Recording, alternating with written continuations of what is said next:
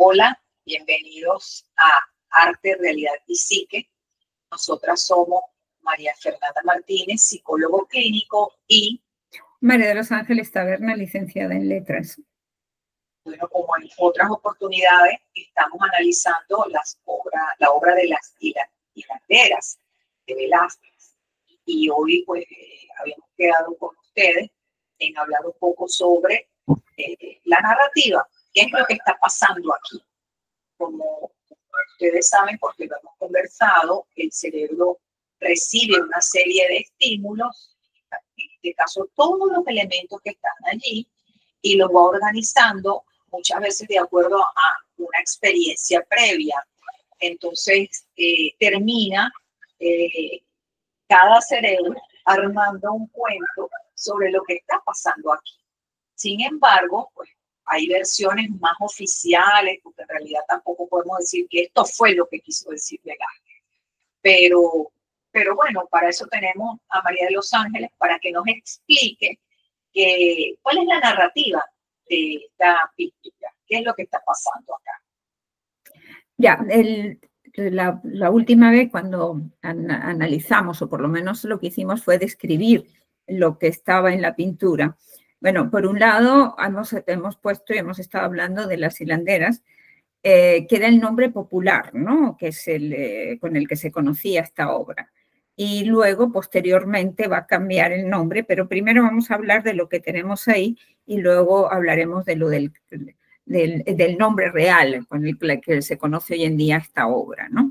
Habíamos hablado y habíamos descrito los personajes que estaban ahí y demás, porque te habíamos dicho que en un primer plano teníamos 4 mujeres, evidentemente trabajando, se supone que pues era el trabajo de las mujeres, podría ser en la fábrica real de tapices, ¿no? Realizando, hilando y sacando pues la lana para realizar los tapices. Y lógicamente el primer plano, que está iluminado desde la izquierda, desde la derecha, que ilumina a la mujer que está de espaldas, y luego teníamos el plano un poco más hacia la izquierda, un poco más oscuro. Sin embargo, detrás de la cortina vemos también otro foco de luz que viene a iluminar el plano más intermedio y que cae en algunos todavía de los detalles del primer plano también, ¿no?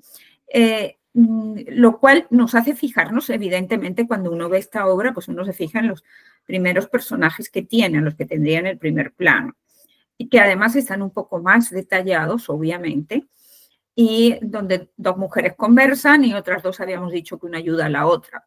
En el plano intermedio habíamos visto una mujer que está prácticamente esbozada, ni siquiera tiene los trazos que delimiten su rostro, su ropaje, sino simplemente son unas manchas, y la vemos precisamente por ese foco de luz que entra de la izquierda, detrás de la cortina, que se ve un pequeño detalle ahí, como que entra la luz. Hay que señalar algo, toda esa parte que llega desde la escalera hasta donde está la escalera hacia arriba, ese fue un añadido que se hizo después porque esta obra sufrió daños y luego se le añadió esa parte, o sea que la obra exactamente estaría hasta ahí donde tú estás marcando con la flecha exactamente.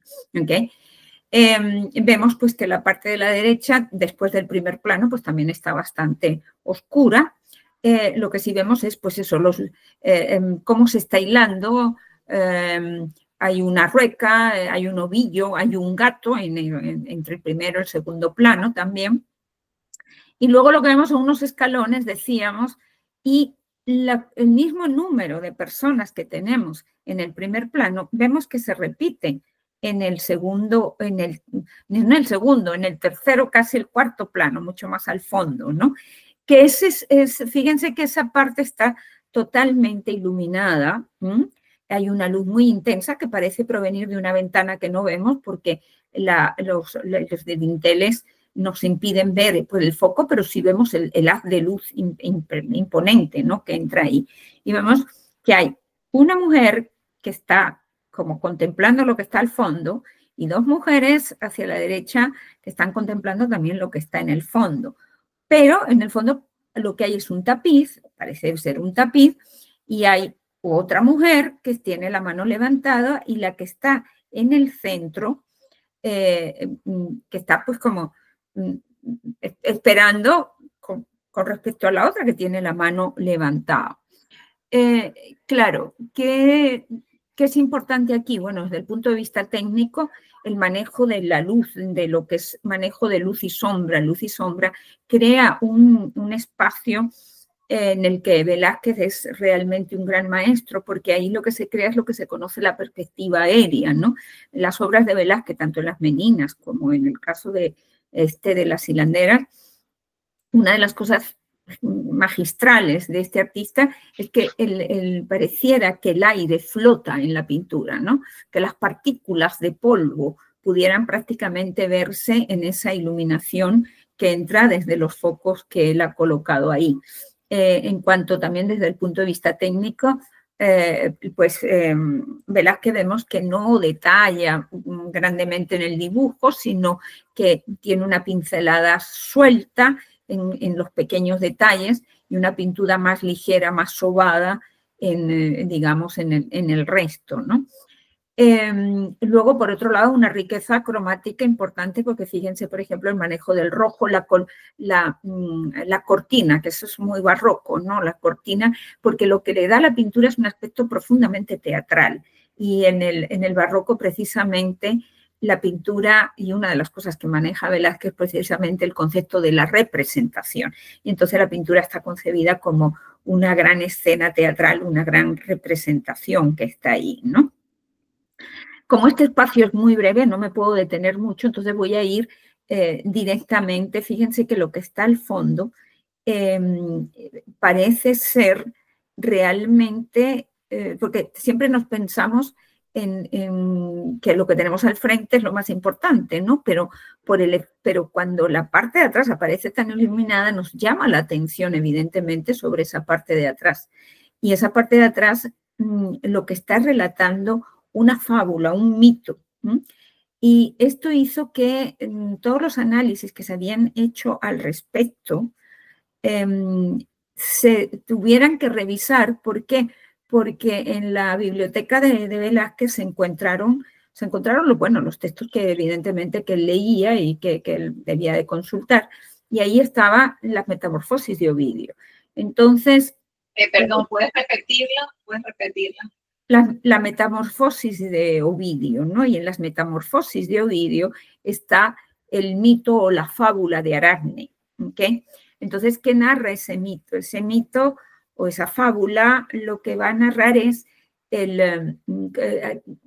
la historia de Aracne. Aracne es una joven hermosa que era una magnífica tejedora, tejía maravillosamente y esta joven va a osar competir con la diosa Atenea. Atenea, aparte de ser la diosa es diosa de las artes, de la artesanía, es diosa también de la guerra, pero no de la guerra en su sentido bélico, cruel, cruento, sino desde el punto de vista de la estrategia, de la astucia, porque es diosa de la sabiduría también. Y como digo, diosa de las artes y de los artesanos también. Entonces, lo que un mortal no puede nunca hacer es atreverse a competir con una divinidad, porque eso lo que está mostrando es una gran ibris, ¿no?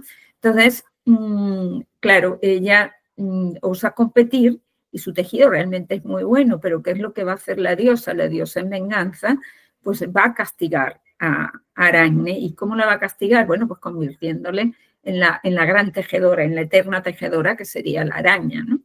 De ahí los arácnidos, ¿no? Entonces, ahí lo que vemos al fondo precisamente es en el tapiz representado el mito de Aracne. El mito de Aracne porque la mujer que está al fondo, si uno detalla, al fondo hay una mujer que tiene un casco en la cabeza y eso forma parte de la iconografía de la diosa Atenea. Por eso es muy fácilmente de identificar.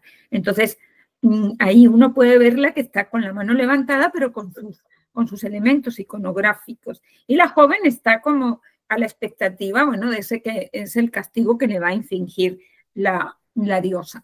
Luego están las mujeres que están contemplando el tapiz. Y hay un detalle interesante, es que las mujeres tienen una posición que es muy difícil de definir si están fuera o dentro del tapiz realmente. Parecieran a veces que forman parte del tapiz, pero por otro lado parecieran estar también afuera porque están vestidas a la usanza de la época, que es distinta al ropaje que tienen allá los personajes, ¿no? O sea, que tiene, por ejemplo, la diosa ahí, que tiene Aracne.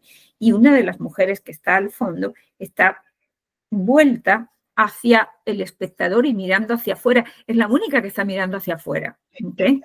Perdón, Nine, ¿nos puedes recordar este tapiz en qué se basaba? ¿Qué pintura era? Porque creo que hay algo que tiene que ver. Claro, claro, pero es que además del mito de Aracne, porque el mito de Aracne está representado en el tapiz, forma parte de la pintura, o sea, forma parte del tapiz, está tejido en el tapiz, ¿ok? Pero además, en la parte de atrás, cuando se empezó a revisar con mayor detalle esta pintura, en la parte de atrás está representada otra pintura, que es la pintura del rapto de Europa. Y el rapto de Europa fue pintado primero, o sea, el rapto de Europa ha sido pintado muchísimas veces, pero digamos, ¿a quién está siguiendo Velázquez? En este caso, está siguiendo, por un lado lo pintó Tiziano pintó el rapto de Europa y luego Rubens hace una copia de ese rapto de Europa de Tiziano. Y Velázquez incluye ahí el rapto de Europa también, que es difícilmente de ver, pero cuando uno lo detalla sí se da cuenta que está ahí, porque además hay una especie de eros que están como flotando, no una especie, hay unos eros que están flotando en la parte de arriba y eso corresponde a la pintura del rapto de Europa. ¿Okay? De manera que, ¿qué es lo que está haciendo Velázquez? Velázquez en la época, en el barroco, pues existía y además los pintores occidentales siempre le han rendido tributo a la mitología clásica, ¿no? A la mitología grecolatina, pero es que además había toda una pintura mitológica que se representaba en la época. Y Velázquez era un artista que era muy criticado en su época porque le decían que él no pintaba estas grandes pinturas mitológicas. Y Velázquez pintaba pinturas como mucho más, digamos, más locales, más de actividades humanas. Más domésticas. Y más domésticas, pero en actividades humanas. Pero es que la intención de Velázquez era muy clara. Él decía que él prefería ser el primero en estas ordinarieces que el segundo en aquellas exquisiteces, ¿no? Pero es que Velázquez está haciendo algo conceptualmente mucho más complejo que lo que en su época no se podría pensar. Y es que Velázquez lo que está es, de alguna manera, desmitificando, desmitificando aquellos mitos y llevándolos a la realidad concreta. Es decir, lo que en épocas antiguas se concebía pues como este gran mito, él lo llevaba al contexto y lo representaba en la vida cotidiana, en la vida local. De manera que esas mujeres que están ahí delante están repitiendo, o sea, son la consecuencia de aquel hecho, de aquella fábula, del tejido, ¿no? O sea, está vinculando la acción cotidiana a la acción divina, a la acción mitológica, de manera que es como la actualización del mito en un contexto, digamos, cotidiano, en un contexto cotidiano. Si quieres, María de los Ángeles, lo dejamos hasta acá y continuamos en otro video sobre la misma narrativa de esta obra. Ok, como no, porque siempre hay bastante más que se pueda decir de una pintura como esta. Exacto. Entonces, bueno, los esperamos para nuestro próximo video y continuamos hablando sobre la narrativa de las hilanderas de Velázquez. Hasta luego. Perfecto. Hasta luego.